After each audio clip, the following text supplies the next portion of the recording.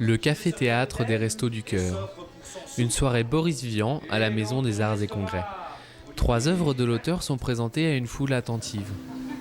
Tu garderas dans ta tête ce refrain toujours inconnu. Nous avons dans la troupe des enfants de familles en difficulté qui jouent et des membres du conseil d'administration des Restos du Cœur qui jouent aussi. Donc c'est en fin de compte un ensemble de personnes qui travaillent ensemble pour se faire d'abord plaisir avant tout et aussi pour faire plaisir aux autres. Une soirée sous le signe du partage. Près de 2800 francs récoltés permettront à des familles en difficulté de partir en vacances cet été. Théâtre, musique et chant emportent le temps d'une nuit les esprits rêveurs.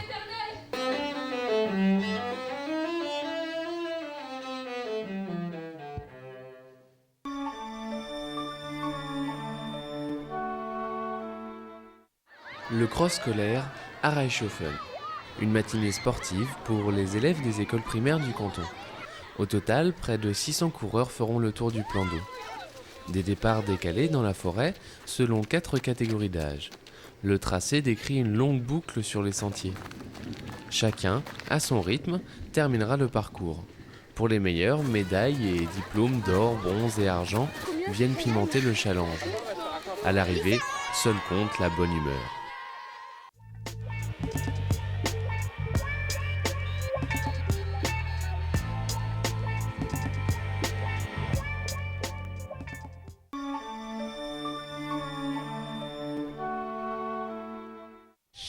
C'est une activité qui se pratique le mercredi après-midi.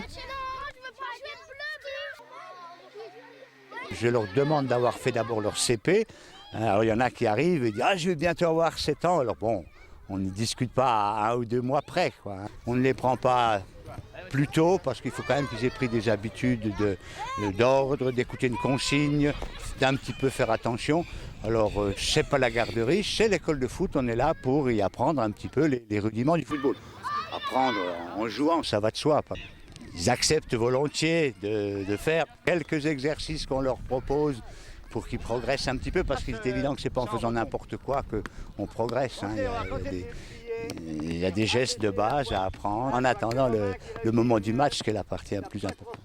Il faut trouver des bénévoles, il faut trouver des gens qui prennent sur leur temps libre et puis qui ont la patience et qui ont l'intérêt des enfants. Et là, bon, on est un bon groupe au niveau du club, dans la commission des jeunes. Pour chaque équipe de jeunes, il y a en principe deux dirigeants. Il y en a toujours un qui est là, s'il y en a un qui n'est pas disponible, ce qui fait qu'il y a une bonne continuité. Au niveau de l'école de foot, ils n'ont pas de licence. Disons que nous, à Niederbronn, on ne fait pas d'équipe de débutants qui vont rencontrer d'autres villages. Je considère que ça suffit, et s'ils jouent là, encore les trimballer, on ne fait que ça, les trimballer, les gosses un petit peu partout. S'ils jouent en poussin à partir de 8-9 ans au club, bon, c'est déjà pas mal.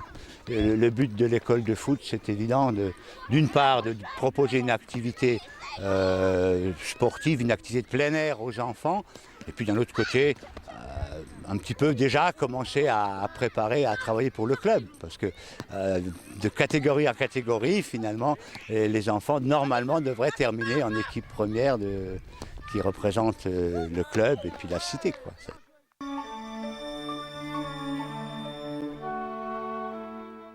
Pour juger du nombre d'élèves qui sont motivés par le fonctionnement de notre école de musique, c'est un peu difficile encore de faire des pronostics, vu qu'on tourne que depuis une année et qu'on a repris en fait 2 écoles de musique qui ont fonctionné avant de façon séparée.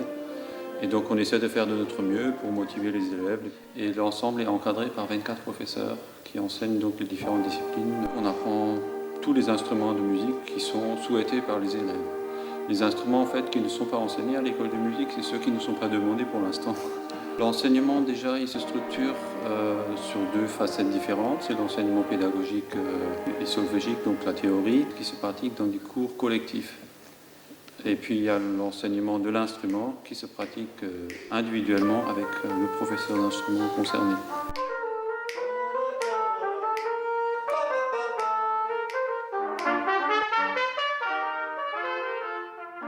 Les auditions se passent en fait de façon décentralisée.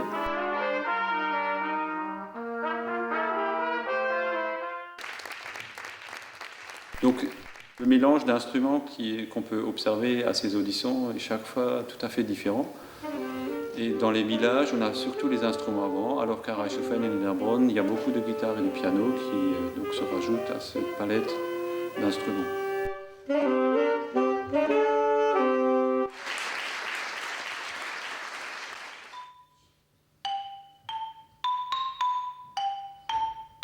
Je viens ici donner des cours à des élèves de 7 à 20 ans ou plus. En principe, on aborde surtout la technique et puis le répertoire, donc à base de méthodes ou de pièces écrites. Ce qui m'intéresse, c'est d'avoir des aspects un peu variés de l'approche du piano et puis de l'approche de la musique, parce qu'on ne peut pas dissocier les deux choses. J'avais un cours avec 2 élèves avec lesquels j'ai fait du piano 4 mains en improvisation. Donc là, c'était leur premier cours en fait, donc leur première approche aussi avec l'improvisation. Donc l'improvisation, c'est quoi ? C'est tout simplement faire de la musique sans partition. L'audition, ça permet d'avoir une situation de concert, pourrait-on dire. Quand on joue en public, il y a une espèce de magie qui se crée entre le musicien qui joue et le public.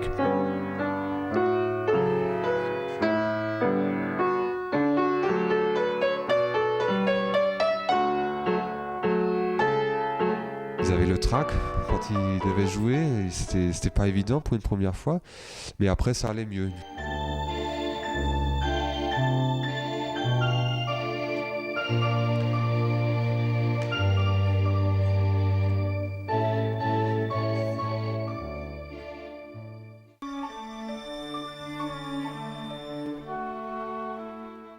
Alors ici on voit le vitrail traditionnel, c'est-à-dire le vitrail qui est fabriqué avec du plomb. Alors à différentes étapes, déjà on fait des gabarits. On va découper le verre d'après ces gabarits et ensuite on va l'assembler au plomb et ensuite le souder.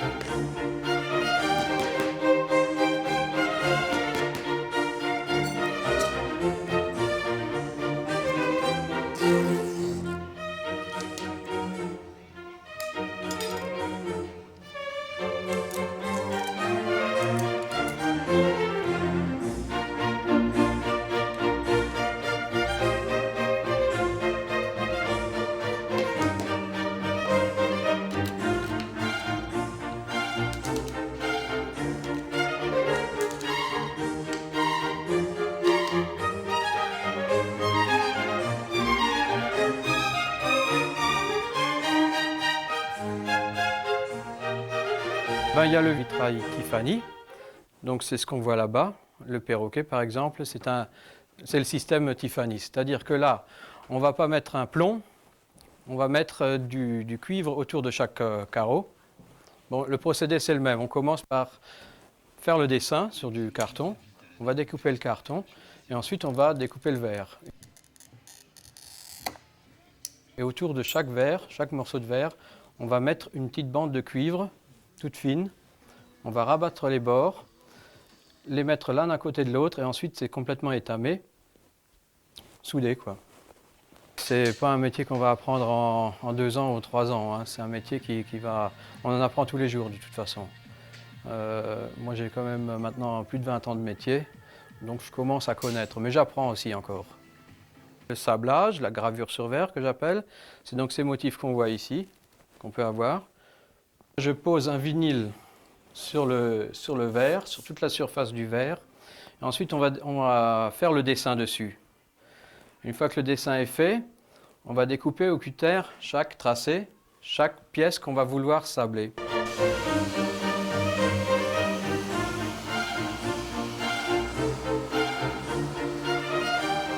Et ensuite, ici, comme pour les fleurs, on va faire avec le petit pistolet des petites nuances, comme ça. chaque pièce, l'une après l'autre, mettre sa meilleure.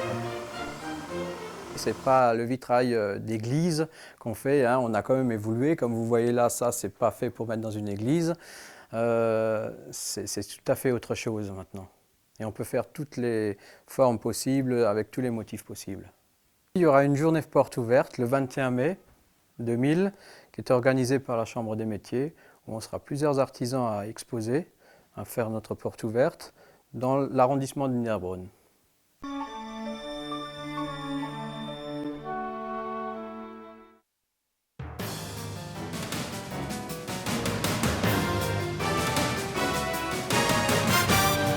C'est juré de ne pas laisser passer le feu.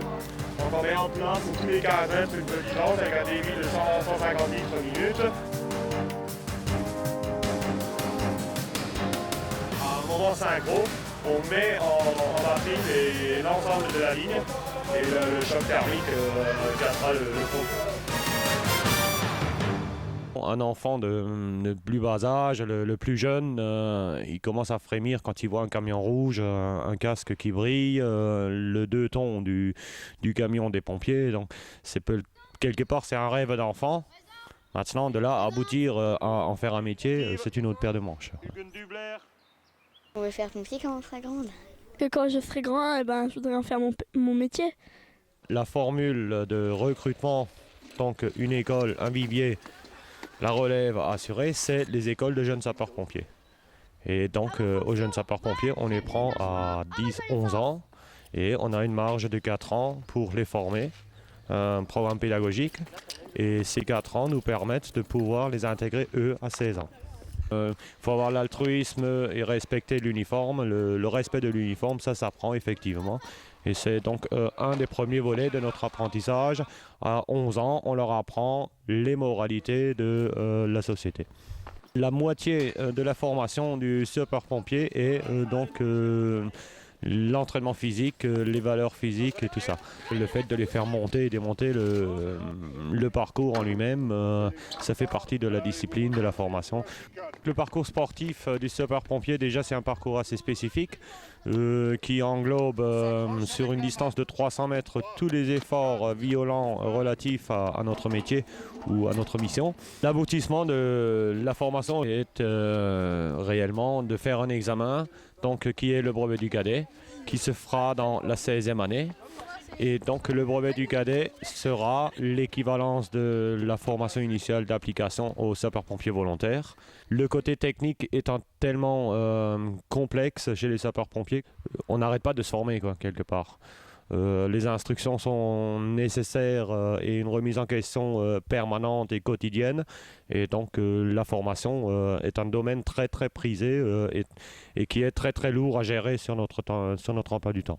C'est une vocation, c'est un virus, on l'a ou on l'a pas, mais bon, nous on l'a. Être à la disposition de la population, c'est quelque chose de génial.